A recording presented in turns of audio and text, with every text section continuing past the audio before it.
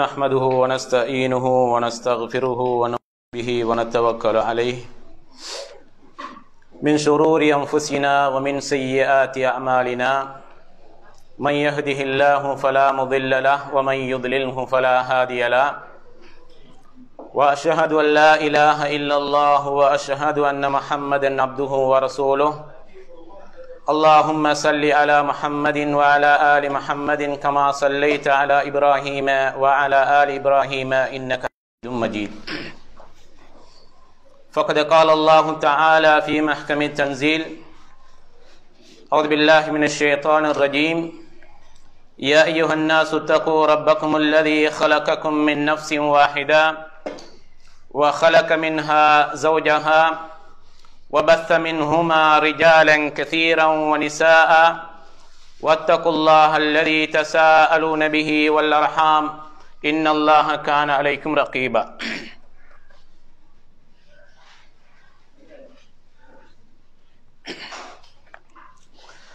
அன்புக்குரிய இஸ்லாமிய சகோதரர்களே, பெரியவர்களே, ஜும்மா தொழுகை முதல் மிக முக்கியமான 2 உரைகளை செவியேற்றதற்கு பிறகு இந்த அசர் தொழுகையினுடைய தொழுகையை முடித்ததற்கு பிறகு நாங்கள் இன்னும் ஒரு அமர்விலே அமர்ந்திருக்கிறோம். இந்த அமர்விலே நாங்கள் கடந்த 2 அல்லது 3 வாரங்களுக்கு முன்னர் பார்த்த அல் உமூருல் முஈனா அல சப்ரி அதல் ஹல்க், பொறுமைக்கு துணை நிற்கக்கூடிய காரணிகள் என்கிற ஆக்கத்தினுடைய பகுதியாக இன்றைய இந்த 4வது அம்சமாக இன்றைய தலைப்பில் நான் இது சம்பந்தமான தகவலை உங்களோடு பகிர்ந்து கொள்ள ஆசைப்படுகிறேன். அன்புக்கினிய இஸ்லாமிய சகோதரர்களே, பெரியவர்களே, இந்த ஆக்கத்தை பொறுத்தளவிலே ஷேகுல் இஸ்லாம் இப்னு தைமியா ரஹிமஹுல்லா அவர்களுடைய ஆக்கம், இந்த ஆக்கத்தினுடைய ஒரு சிறிய விளக்கமாக ஷேக் அப்துல் ரஸாக் அல் பத்ர் என்கிற மதீனாவை சேர்ந்த பிரபலியமான அறிஞர் சில விளக்கங்களை மேலதிகமாக கொடுத்திருக்கிறார். இந்த 2 பகுதிகளையும் சேர்த்து நாங்கள் இன்றைய இந்த தலைப்பிலே நாங்கள் பார்ப்போம். அன்புக்கினிய இஸ்லாமிய சகோதரர்களே, இந்த பொறுமைக்கு துணை நிற்கக்கூடிய காரணிகளில் 4வது காரணி என்னவென்றால், நாங்கள் கடந்த அந்த 2 அல்லது 3 வாரங்களுக்கு முன்னர் மிக முக்கியமான 3 அம்சங்களை நாங்கள் பார்த்தோம். 4வது அம்சமாக, ஒரு மனிதர் அவருக்கு தீங்கு ஏற்படுகிற பொழுது அந்த தீங்கை அதற்கு பழி தீர்த்து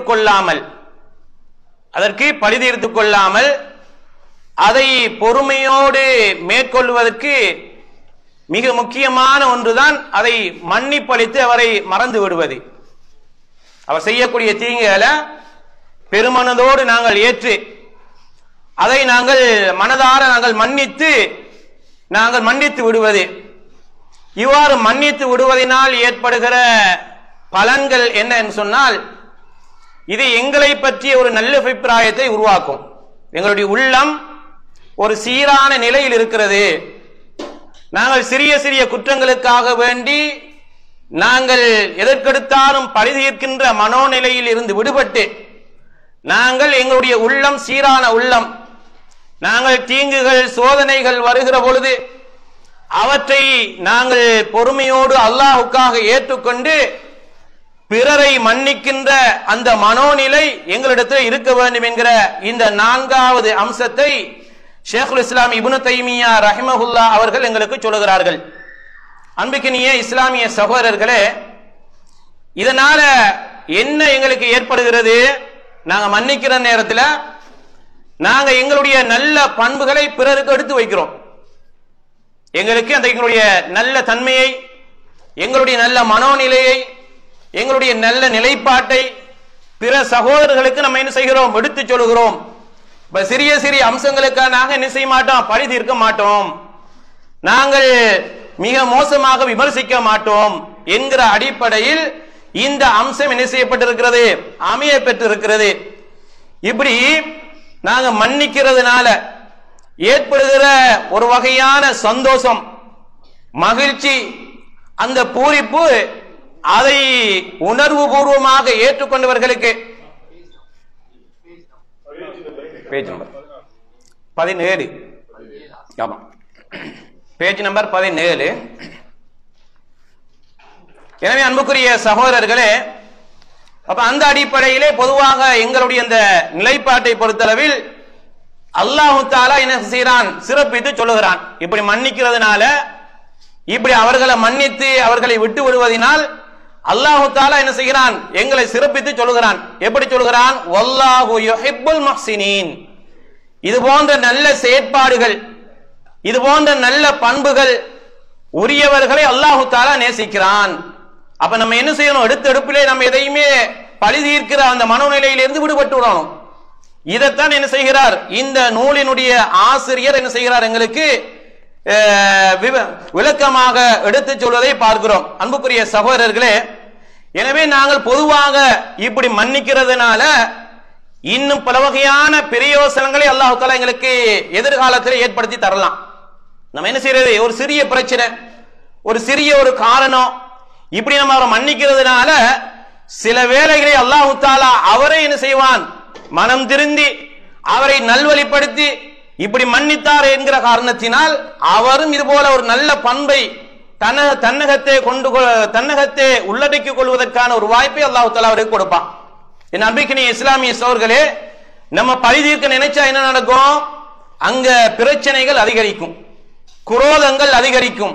அதை என்ன செய்யுது, நம்ம ஒண்ணுக்கு பழி தீர்க்க நினைச்சால் சில வேளைகளிலே நாங்கள் செய்கிற தவறுக்கும் அவர் என்ன செய்வார், பழி தீர்க்க நினைப்பார். எனவே அந்த வகையிலே பொதுவாக நாங்கள் அல்லாஹ்வுக்காக வேண்டி மன்னிக்கின்ற அந்த மனோநிலையிலே நாங்கள் இருந்து அதை கையாள வேண்டிய தேவைப்பாடு உடையவர்களாக இருக்கிறோம்.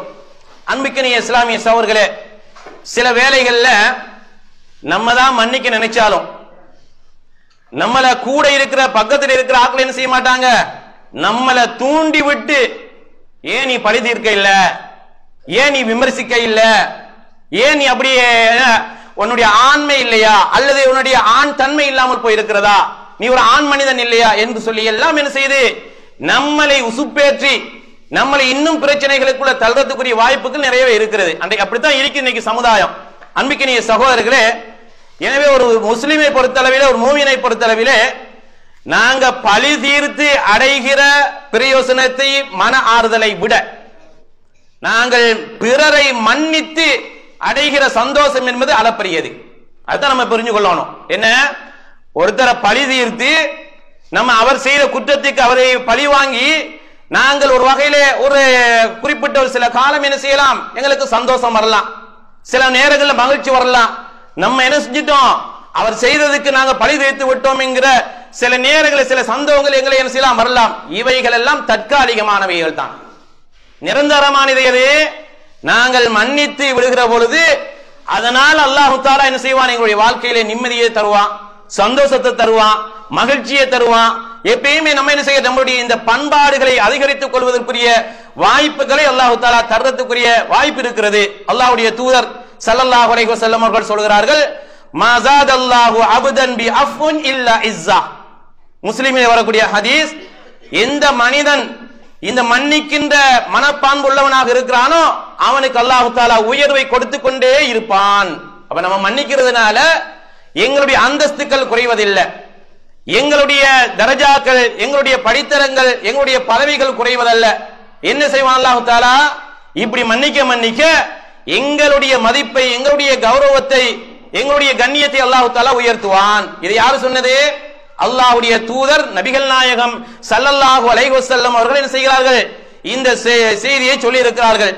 அன்பிற்கினிய சகோதரர்களே, இன்னும் சிலர் என்ன நினைக்கிறாங்கன்னு சொன்னால், பழி தீர்த்து மன்னிக்கிறதுங்கிற ஒரு இழிவான செயலாக நினைக்கிறாங்க. நிச்சயமாக இழிவான செயல் கிடையாது. அதுதான் ஒரு பெருமதியான செயல், ஒரு நல்ல பண்பாடு, நல்ல பழக்கம்.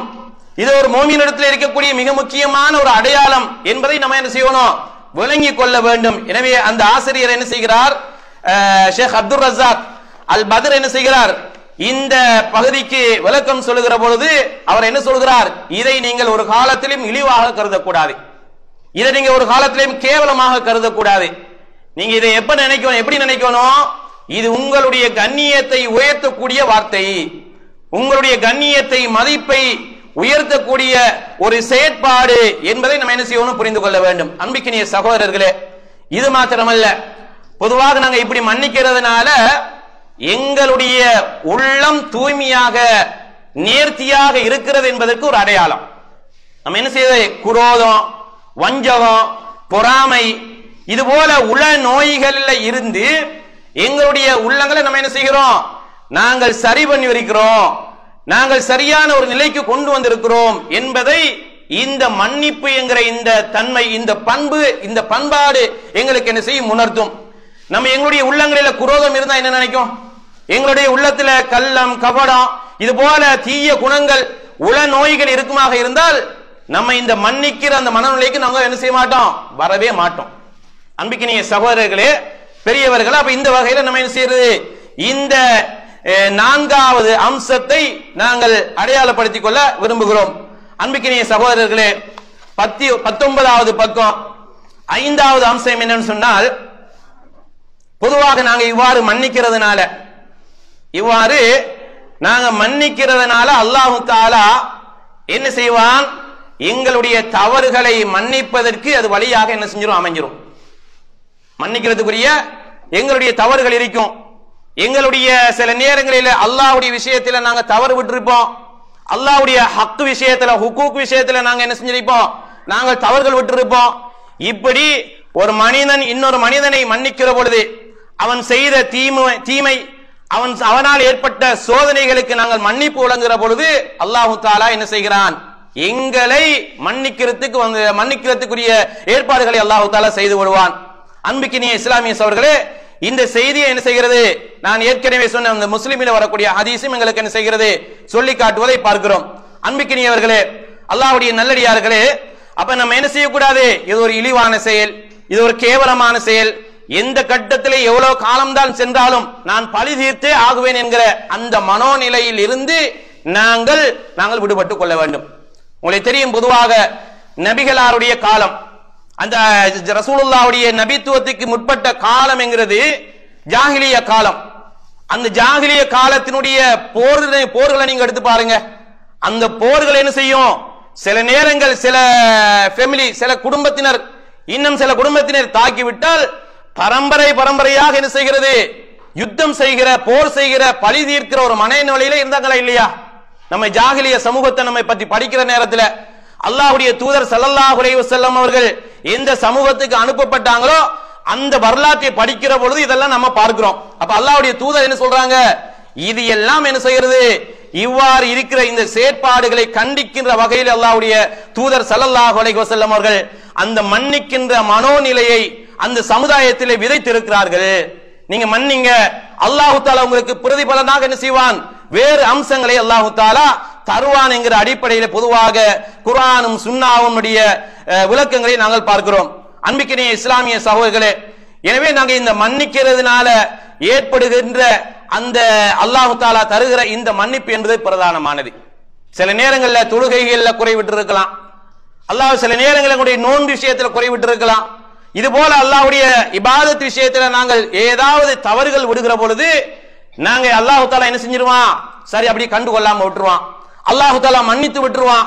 முழுமையாக அவைகளை மன்னித்து அல்லாஹு தஆலா நிறைவான கூலிகளை வழங்கி விடலாம் என்கிற அடிப்படையிலே அந்த ஆசிரியர் என்ன செய்கிறார், இந்த செய்தியை 5வது அம்சத்தை எங்களுக்கு என்ன செய்கிறார், சொல்லி காட்டுவதை பார்க்கிறோம்.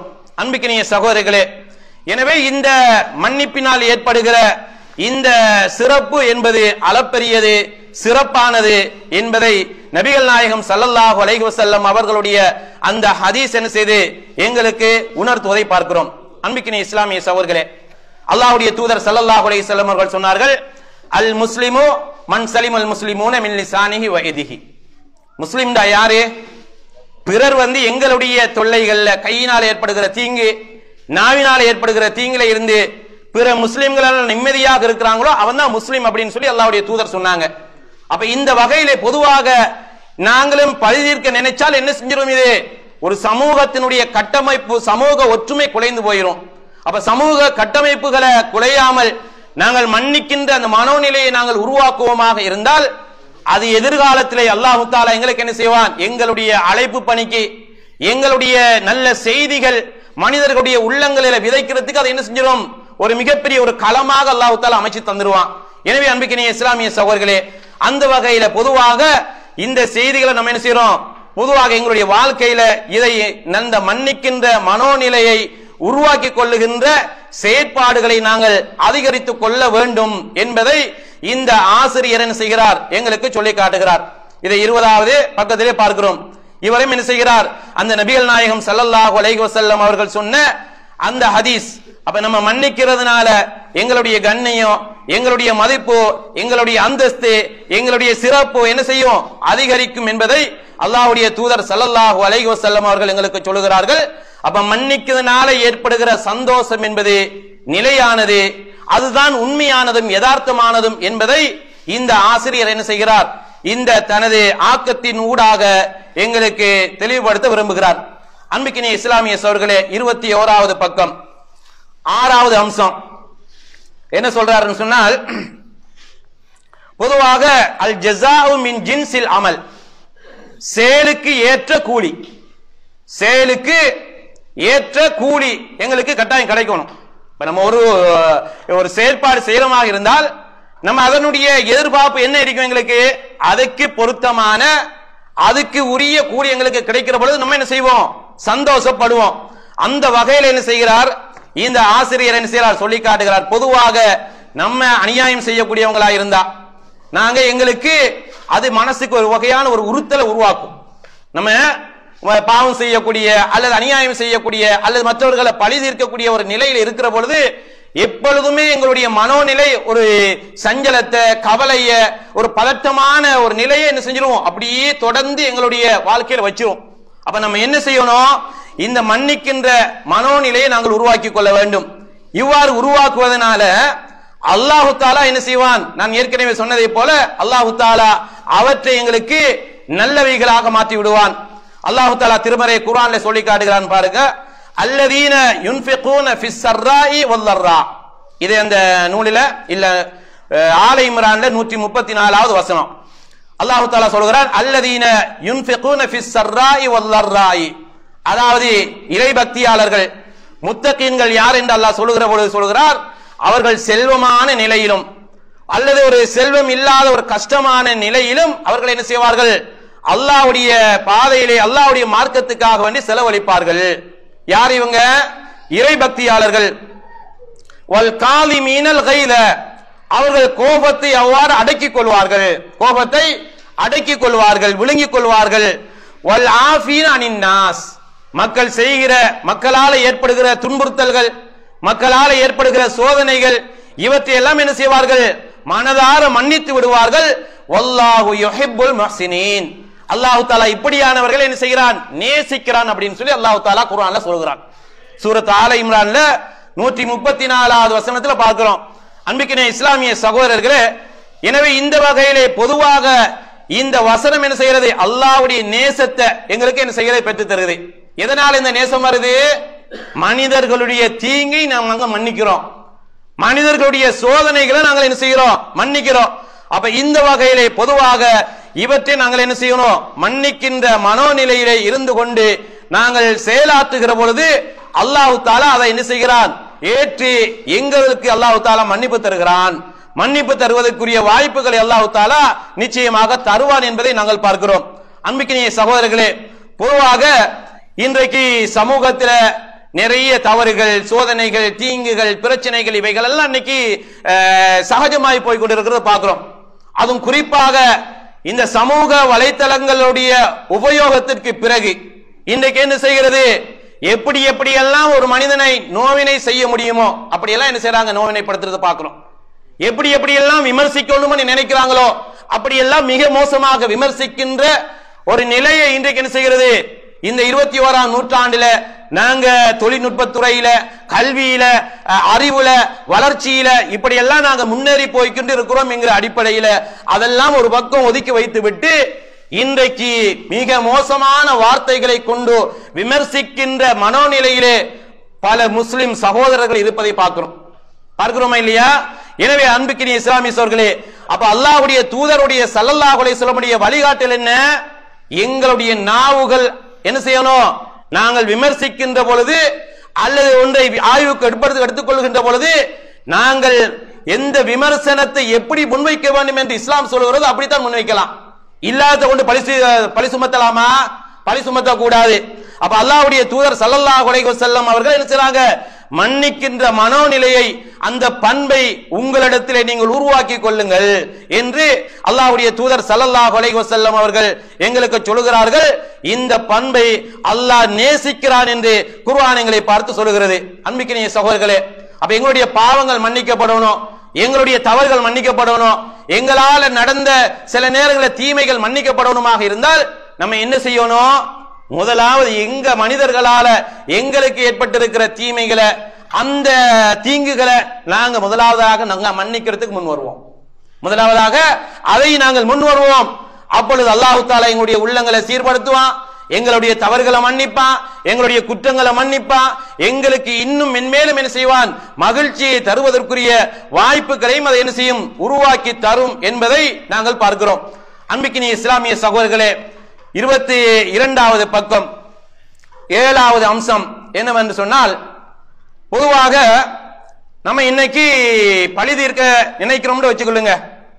இந்த பழி தீர்க்க நினைச்சா உண்மையிலேயே எங்களுடைய சந்தோஷம் எல்லாம் இழந்துருவோம். சில நேரங்கள்ல நாங்க எதுக்கு முக்கியத்துவம் கொடுக்கணுமோ அதை எல்லாத்தையும் ஒதுக்கி வைத்து விட்டு அவனை குறிக்கோளாக வைத்து அவர் எங்க போறார், எங்க வர்றார், என்ன செய்யலாம், ஏது செய்யலாம், இப்படியே எங்களுடைய முழு சிந்தனையும் என்ன செய்கிறது?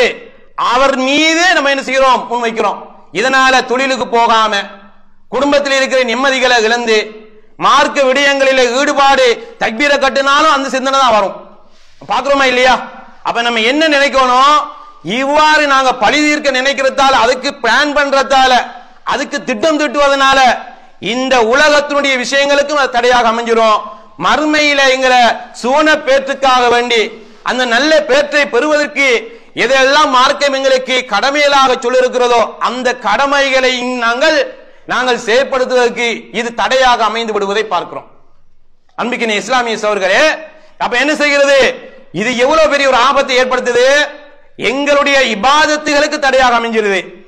எங்களுடைய இபாதத்துகளை ரூகானியத்தான முறையில செயல்படுத்துவதற்கு தடையாக அமைஞ்சிருது.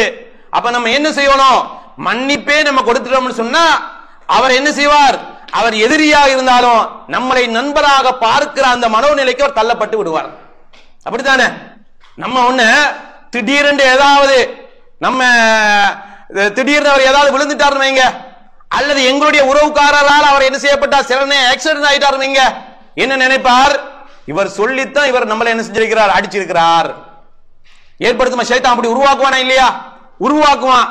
எப்படித்தான் ஏதாவது ஒரு பிரச்சனைகளை கொண்டு போய் புகுத்தி எங்களிடத்துக்கு இருக்கக்கூடிய அந்த ஒற்றுமைய, எங்களுக்குள்ள இருக்கக்கூடிய அந்த பரஸ்பர அந்த புரிந்துணர்வை, அந்த சகோதரத்துவத்தை அதை என்ன செஞ்சிரும்?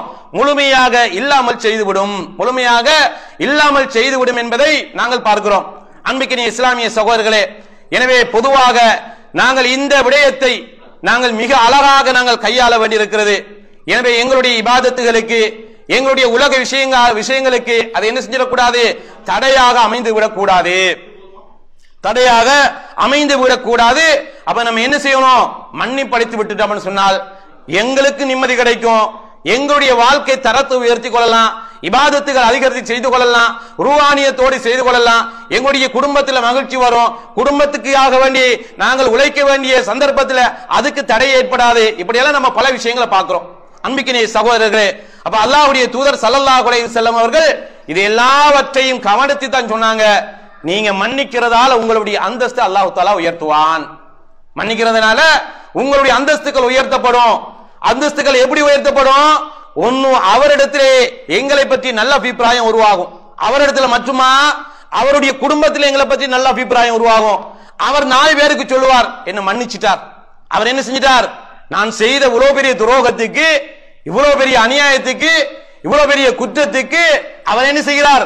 என்னை மன்னித்தார், என்னோடு சலாம் சொல்லி பேசுகிறார், என்னோடு நல்ல முறை பரஸ்பரம் பழைய உறவை பேணிக் கொள்கிறார். இதனால என்ன செய்கிறது? இது எங்களுடைய அந்தஸ்தை, எங்களுடைய மகிமைய கண்ணியத்தை உயர்த்துவதற்கான வழியாக அமைந்துவிடும் என்கிற செய்தியை நாங்கள் இந்த நபிகள் நாயகம் ஸல்லல்லாஹு அலைஹி வஸல்லம் அவர்களுடைய ஹதீஸ்களிலே நாங்கள் பார்க்கிறோம். அன்பிற்கினிய இஸ்லாமிய சகோதரர்களே, எனவே இதனால எங்களுடைய நேரங்கள் பொன்னானது.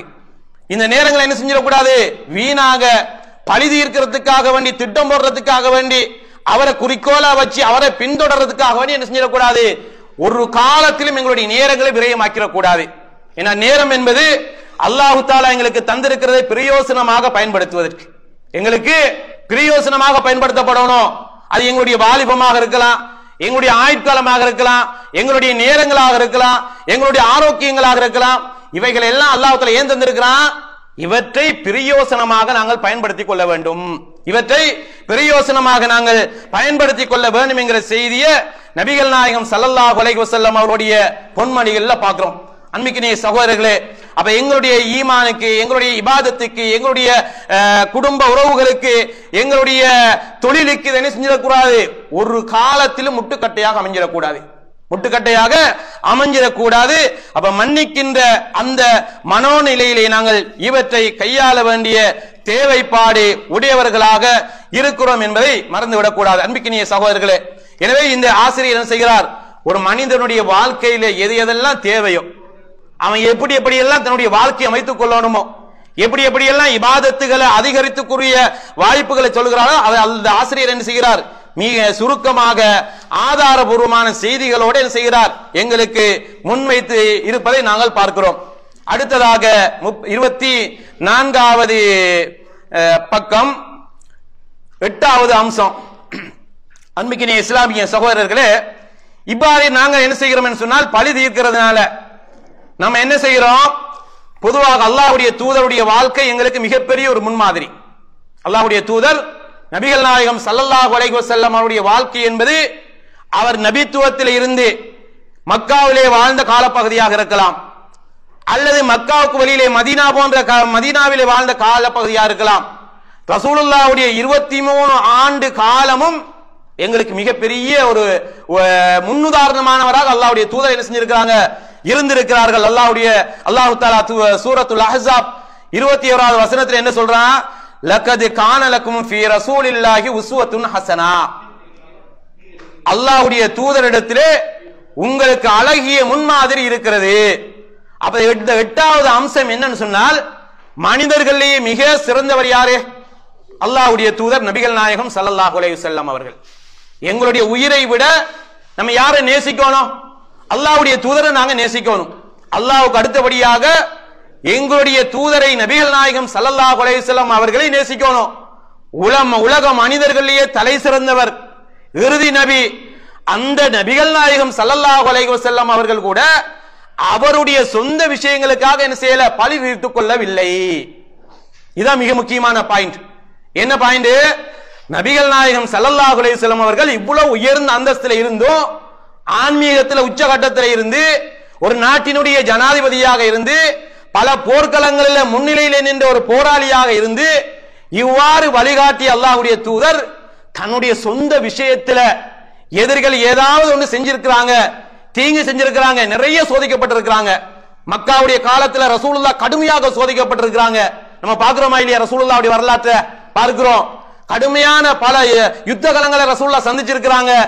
உஹது களத்துல ரசூலுல்லாஹ் தன்னுடைய பல் உடைக்கப்பட்டு மயங்கி விழுந்ததை நம்ம பார்க்கிறோம். இப்படியான கடுமையான சந்தர்ப்பங்கள்ல கூட ரசூலுல்லாஹ் சொந்த விஷயங்களுக்காக வேண்டி யாரையும் பழி தீர்த்து கொள்ளவில்லை. இது போதுமா எங்களுக்கு? அப்ப அல்லாஹ்வுடைய தூதர் உயர்ந்த அந்தஸ்தில் இருக்கிற, அல்லாஹு தஆலா சிறப்பித்து சொல்லுகிற அந்த மனிதரே பழி தீர்த்து கொள்ளாத பொழுது நம்மெல்லாம் யாரு? நம்மெல்லாம் மிக ஒரு சாமானியர்கள், நாங்கள் ஒரு சிறியவர்கள். எனவே நம்ம எவ்வாறு எங்களுடைய சொந்த விஷயங்களுக்கு பழி தீர்த்துக் கொள்வது?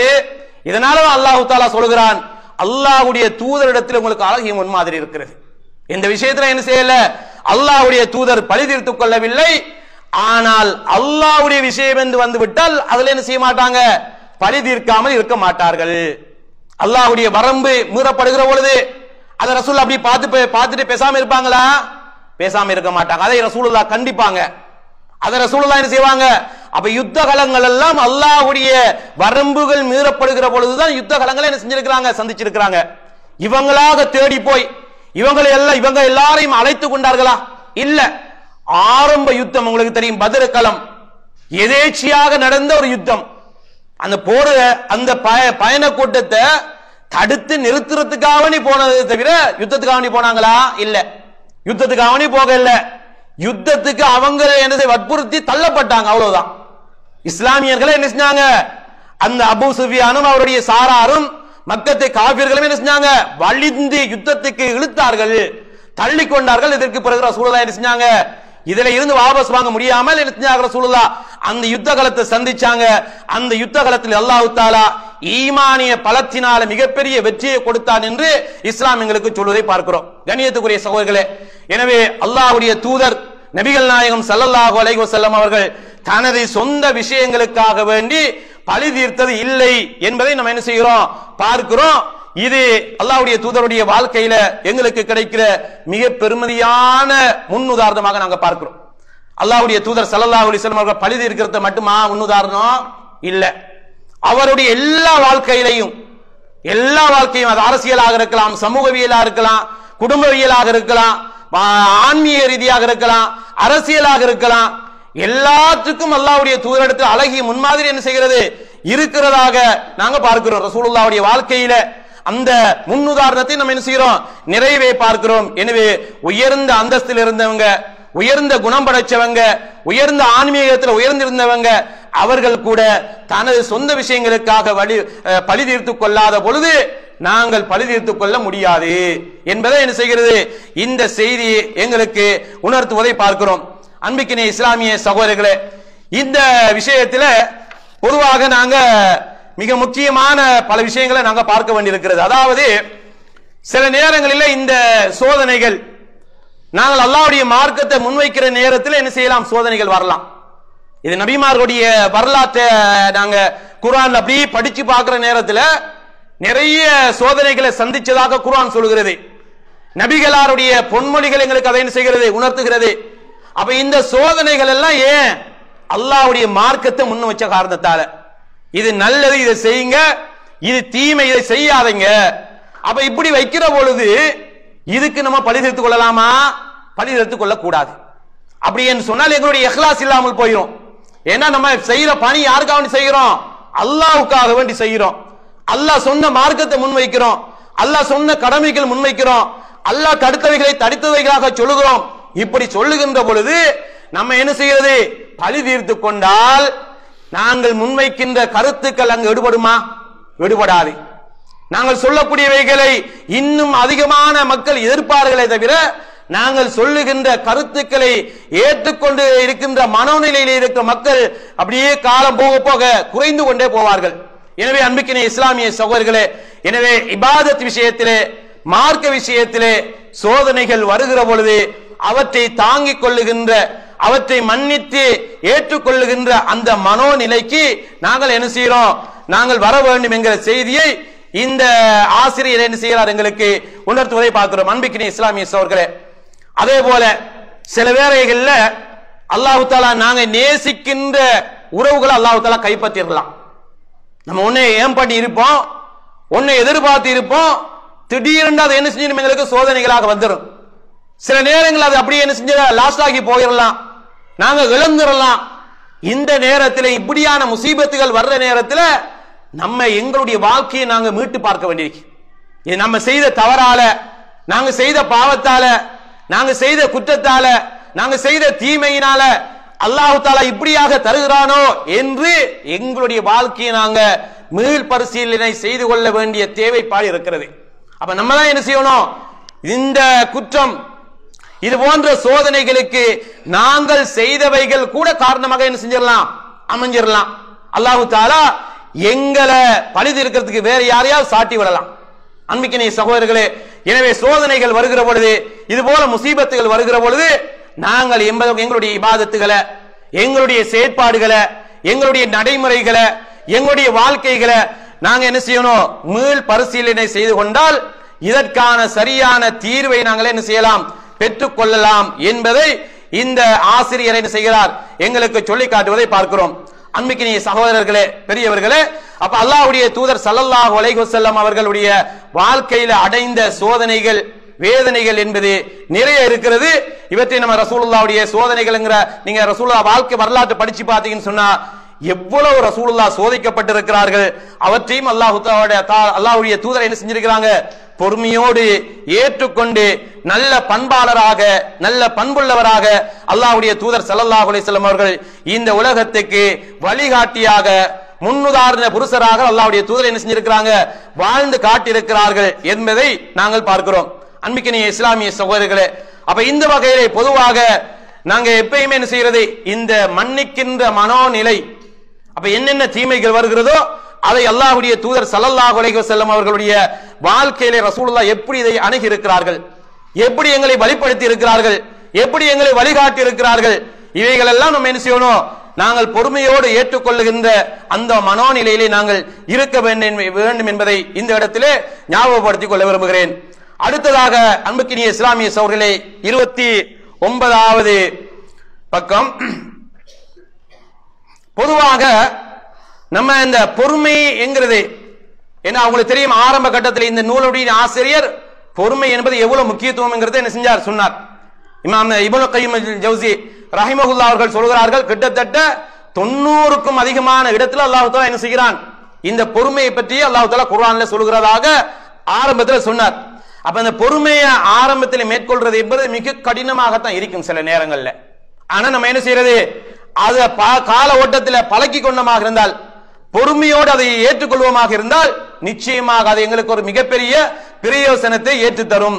இதுல நீங்க பாருங்க, இந்த 10வது யஷ்ஹத மையத்துல்லாஹி மாஹு இதா சபர, நம்ம எப்பயுமே பொறுமையோடு இருந்தால் அல்லாஹ் எங்களோட இருக்கிறான், அல்லாஹ் எங்களை ஒரு காலத்தில் என்ன செய்ய மாட்டான், கைவிட மாட்டான் என்கிற அந்த மனோநிலை எங்களுக்கு வரணும். வ மஹப்பத்துல்லாஹி லஹு இதா சபர, இது மாத்திரமல்ல, அல்லாஹ் எங்களை நேசிக்கிறான். வமன் கானல்லாஹு மாஹு தஃபா அன்ஹு அன்வா அல் அதா, இப்படி நம்ம அல்லாஹ் எங்களை நேசிச்சிட்டா, அல்லாஹ் எங்களோட இருக்கிறான் என்கிற அந்த மனோநிலையில நாங்க இருப்போமாக இருந்தால் அல்லாஹு தஆலா நிறைய பிரச்சனைகள்ல இருந்து எங்களை அல்லாஹு தஆலா பாதுகாப்பான், நிறைய தவறுகள்ல இருந்து அல்லாஹு தஆலா எங்களை பாதுகாப்பான், நிறைய சோதனைகள்ல இருந்து அல்லாஹு தஆலா எங்களை என்ன செய்வான், பாதுகாப்பான்.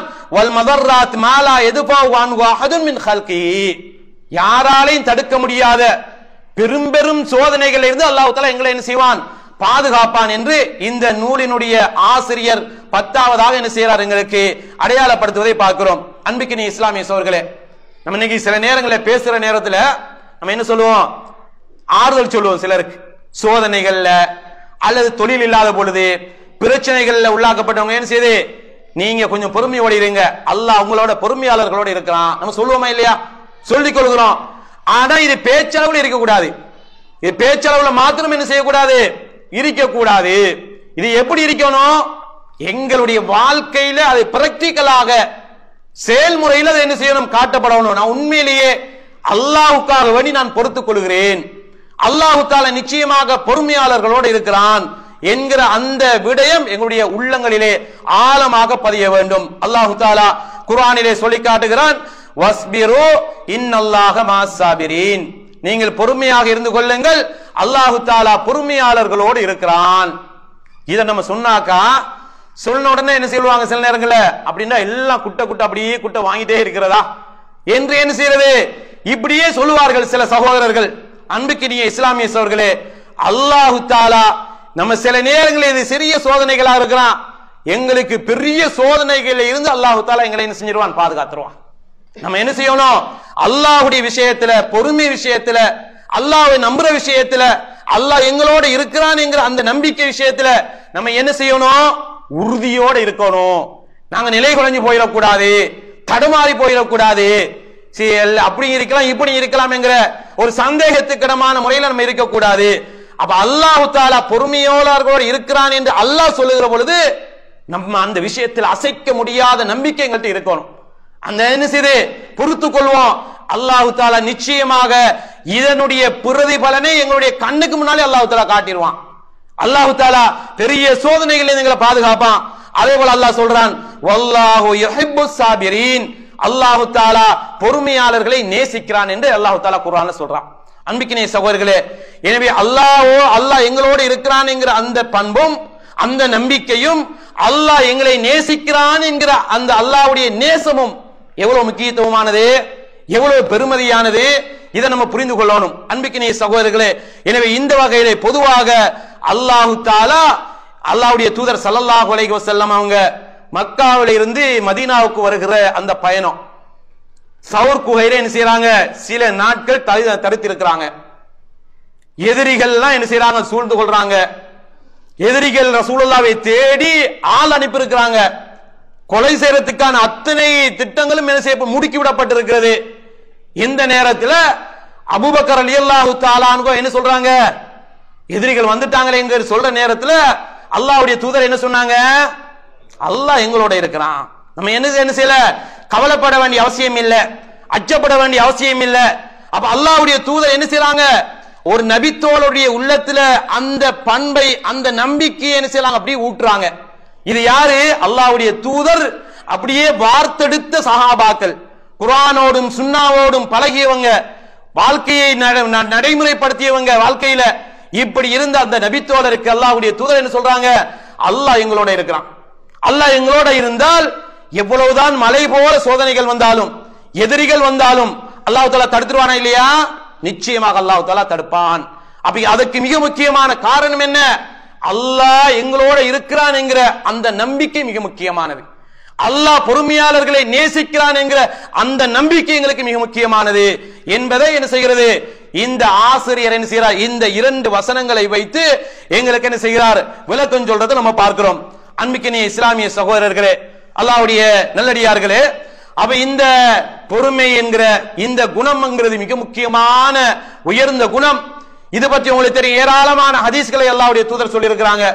ஹதீஸ் அல்லாஹ் தஆலா திருமறை வசனங்கள்ல இந்த நபிமார்கள் எவ்வாறெல்லாம் பொறுமையாளர்களாக இருந்திருக்கிறாங்க, எவ்வளவு சோதனைகள் எல்லாம் தாங்கி கொண்டாங்க என்ற வரலாற்றை அல்லாஹ் தஆலா குர்ஆன்ல பல இடங்கள்ல சொல்லி காட்டுறான்.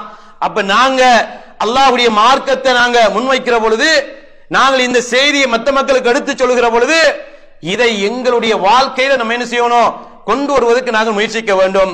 அப்ப இந்த நம்பிக்கை எந்த கட்டத்திலும் அசைக்க முடியாத நம்பிக்கையாக அல்லாஹ் எங்களோட இருக்கிறான், அல்லாஹ் எங்களை என்ன செய்ய மாட்டான், கைவிட மாட்டான், அல்லாஹ் எங்களுக்கு உதவி செய்வான்.